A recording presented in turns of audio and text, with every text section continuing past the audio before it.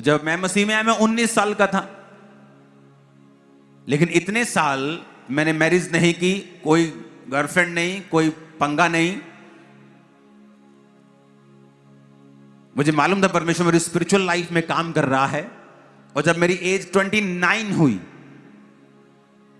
तो परमेश्वर ने कहा था कि अब मैरिज करने का समय, जबकि मुझे उस समय लगता था कि मैं मैरिज करूंगा तो स्पिरिचुअली मुझे फर्क ना पड़े। तो प्रभु ने कहा नहीं, अगर तू मैरिज करेगा बल्कि तू और ग्रो होगा। तो तब मैंने मैरिज की। आज लोगों की लाइफ में प्रॉब्लम क्या है यह भी मैं आपको बताना चाहता हूं। जब मैंने मैरिज की तो कैसे की,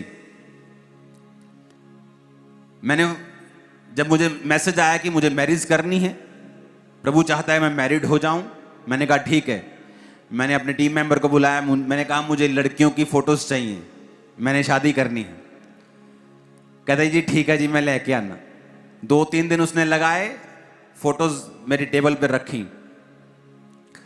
उनमें से मैंने फोटो सिलेक्ट की, मैंने कहा ये भी ठीक है, ये भी ठीक है।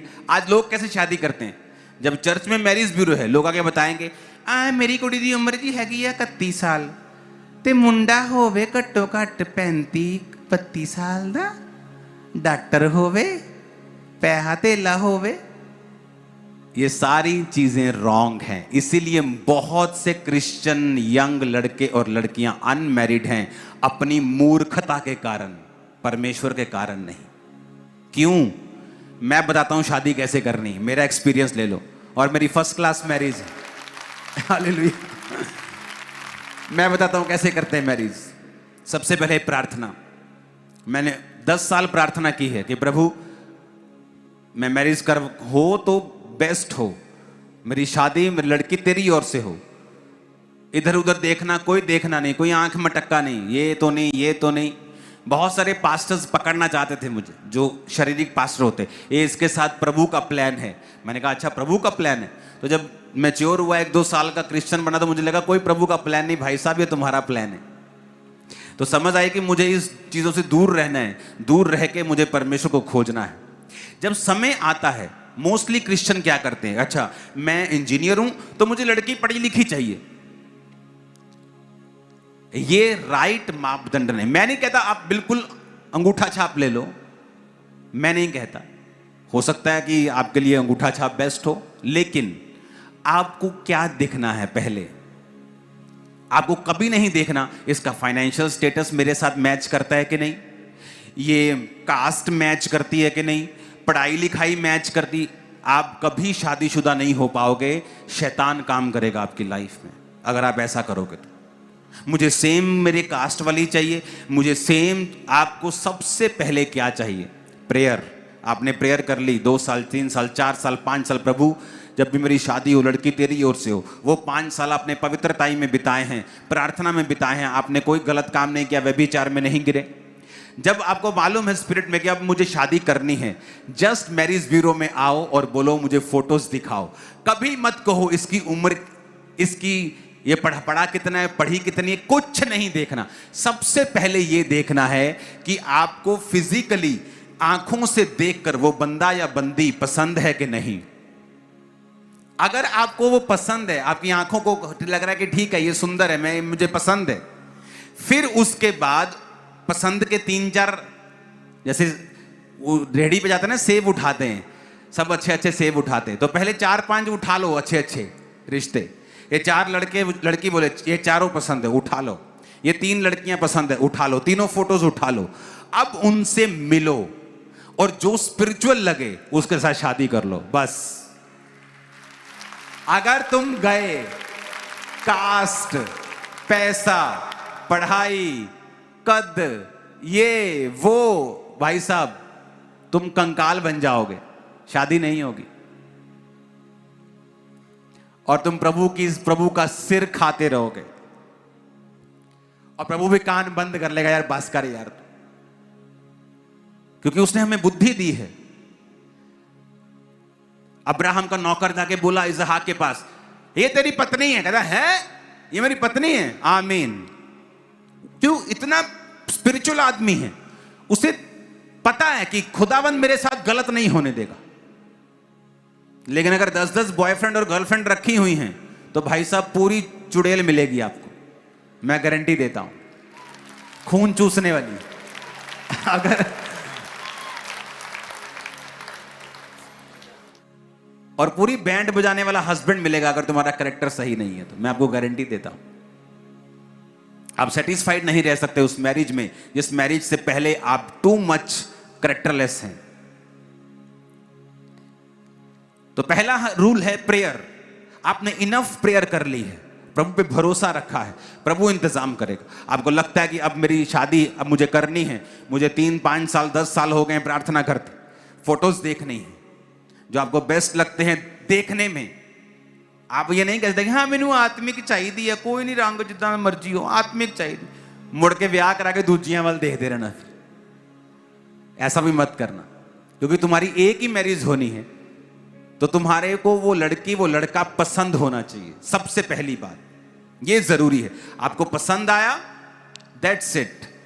2-3 पसंद करो, उनसे मिलो, बात करो, उनकी स्पिरिचुअल लाइफ में जो आपको स्पिरिचुअल लगता है, जो आपको लगता है कि ये आदमी स्पिरिचुअल है और लगता है कि मैं इसको और स्पिरिचुअल कर दूंगी या मैं इसको और स्पिरिचुअल कर दूंगा, सबमिसिव स्पिरिट का है, ठहराव वाला आदमी है, ठहराव वाली औरत है, अधीनगी वाले आदमी, अधीनगी वाली औरत है, हां कर दो, शादी कर लो, तुम ब्लेस हो। और अगर तुम सोचोगे कि तुम्हें पॉलिश किया हुआ डायमंड मिले, तो जो धरती से हीरा निकलता है वो डायमंड पॉलिश किया हुआ नहीं होता, वो कच्चा होता है। अगर आप उसे देखेंगे तो आपको लगेगा कि चीनी का बड़ा दाना है, चीनी होती है ना वाइट सी, तो आपको चीनी का दाना लगेगा वो, लेकिन उसको पॉलिश करके, उसको कट करके, उसकी कटाई करके, पॉलिश करके उसको डायमंड बनाया जाता है। मैरिज आपको हेवन से नहीं गिरती अच्छी। आप अच्छे से अच्छे के साथ मैरिज कर लें, अगर आप बेवकूफ हैं तो आप उसके साथ भी पंगा ले लेंगे। तो आपको वो मैरिज को पॉलिश करना पड़ता है, आपको अंडरस्टैंडिंग रखनी होती है, प्रेयर रखनी होती है। और दूसरी बात, आप दोनों का टारगेट जीसस क्राइस्ट की अगर सेवा होगी तो बहुत सारी लड़ाइयां झगड़े अपने आप खत्म हो जाएं, क्योंकि आपको मालूम है आपको सेवा करना है, आपको चर्च जाना है, आपको इकट्ठे मीटिंग में जाना है, आपको प्रेयर इकट्ठे बैठना है, तो बहुत सारी चीजें अवॉइड हो जाएंगी अपने आप। लेकिन अगर एक कपल का टारगेट जीसस क्राइस्ट नहीं है तो वो कपल फिर पक्का प्रॉब्लम में रहेगा ही रहेगा। वो आदमी कभी अपनी लाइफ से सेटिस्फाइड नहीं होता। मैंने क्रिश्चियंस देखे हैं अच्छी पोजीशन के ऊपर, अपनी क्रिश्चियन लाइफ में अपनी वाइफ के साथ कभी सेटिस्फाइड नहीं। क्यों? क्योंकि वो परमेश्वर को कभी सेटिस्फाइड नहीं किया, तो उनकी वाइफ उनको कभी जो वो चाहते हैं कभी नहीं होता। मेरे काम में मेरा साथ कभी नहीं होता। क्यों? क्योंकि उन्होंने परमेश्वर के साथ अपना संबंध कायम नहीं किया। प्रभु कहता है जो तूने मुझ में बोया है वो तू धरती पर काटेगा। जब भी आपको रिश्ता देखना है, पहले देखना है आंखों से, पसंद है तो शुरुआत करनी है, फिर उस व्यक्ति को पसंद करना है जो स्पिरिचुअल है। बाकी सारी चीजें, अमीरी, गरीबी, स्टेटस, ऊपर नीचे, सब चीजें बेमायने की हैं। अगर आप दोनों आत्मिक हैं तो क्या आप पैसा पैदा नहीं कर पाएंगे फ्यूचर में? अगर आप दोनों आत्मिक हैं तो क्या परमेश्वर आपको छोड़ देगा? आप दोनों अपने आप को देखोगे, आप एक दूसरे को पसंद हो और आत्मिक हो, उसके बाद तीसरी चीज मिलाने की कोशिश भी मत करो, नहीं तो आप बहक जाओगे अपने असली मुद्दे से। कई लड़कियां स्पिरिचुअल, हाई लेवल की, एजुकेटेड, कुंवारी बैठी, क्यों? उन्हें उतना ही पढ़ा लिखा लड़का चाहिए, जो कि रॉन्ग है स्पिरिट में। हो सकता है परमेश्वर अगर सुनो मेरी बात, अगर मेरा स्वभाव और मेरी वाइफ का स्वभाव एक सा हो, हम इकट्ठे कैसे रह पाएंगे? दोनों का स्वभाव अलग होता है ताकि बैलेंस बना रहे हमेशा।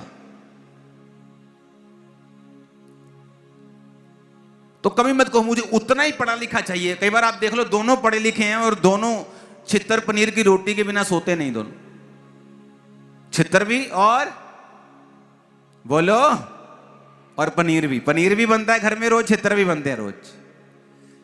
तो उसको अवॉइड करो, स्पिरिचुअल बनो। आत्मा देखो क्या कहता है, स्पिरिट क्या कहती है आपको। स्पिरिचुअल लाइफ अगर आप जिएंगे, आप बड़ी चीजों से बच जाएंगे। अब आपने रिश्ता करना है, कभी अपने 10 रिश्तेदारों की सलाह मत लो, कभी लोगों की सलाह मत लो। स्पिरिट आपको क्या कहती है?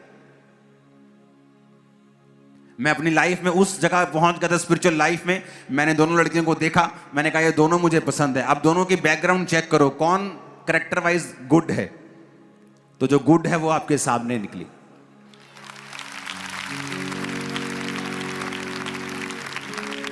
और जो गुड नहीं थी वो बेचारी रह गई।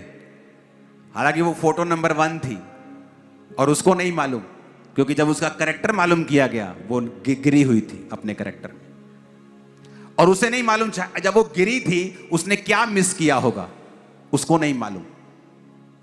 कितने मेरी बात को समझ रहे हैं? और जब मैंने देख लिया, मैंने पसंद कर लिया, मैंने पहले फोटो को पसंद किया, फिर मैंने बुलाया थर्सडे वाले दिन। जब ये आई मेरे सामने बैठी, मैंने मम्मी को बुलाया। मैं कहा मम्मी थोड़ी नूह आई, मिल लो। कहते ये क्या हो गया एकदम? मैं कहा हो गया बस। इमेजिन करो, कोई मीटिंग नहीं, कोई मीटिंग नहीं। इसकी फैमिली को बुलाया अगले दिन। मैं कहा आ जाओ। कहते की गल? मैं कहा तेरी कुड़ी दी सगाई है। कहते किदे नाल? मैं कहा मेरे नाल, आ जाओ। अगले दिन पार्लर भेजा, तैयार किया, सगाई की, खत्म काम। तब से हम इकट्ठे हैं। हालेलुया।